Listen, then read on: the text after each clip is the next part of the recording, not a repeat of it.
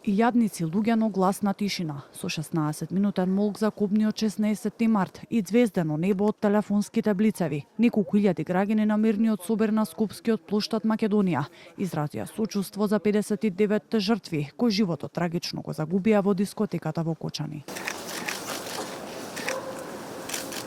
По молкот во знак на оддавање почит, бројните присутни палеа свеќи, пуштаа балони и оставаа цвеќиња.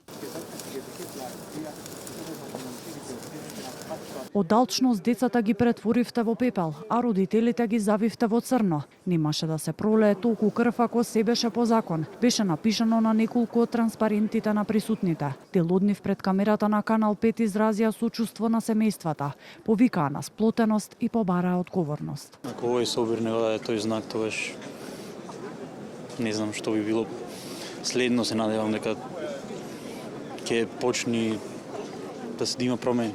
Треба секој да има одговорност за ова и се надевам дека ќе најдат и се. Сочувство до фамилиите, нека се држат, нема што да се каже. Ајде фаќаме врски, ајде вашиве врски еве до каде не донесоа нас.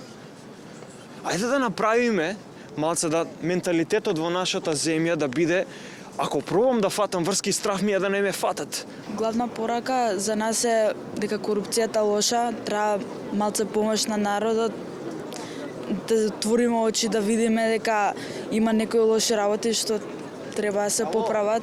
Што правиме? Веруваме дека ќе излезе некој и ќе каже ќе се сменат работите и да седиме пасивно. Ние сме тие кои губиме и кои не преземаме ништо.